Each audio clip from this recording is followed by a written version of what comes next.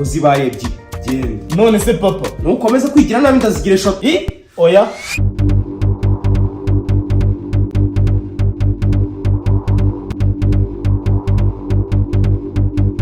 ntuzongere kubyukira mu televiziyo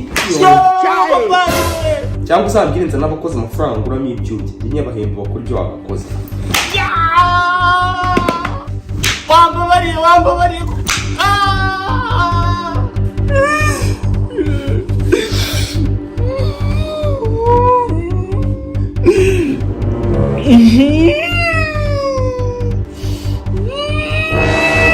ushaka ko mbona uriya wanahogoye nkaba nta marira mbona. uriya bubabare se bwakwemera uzana n'amarira ahubwo ibintu washyize mu myenda byakwemera kumva uribwa.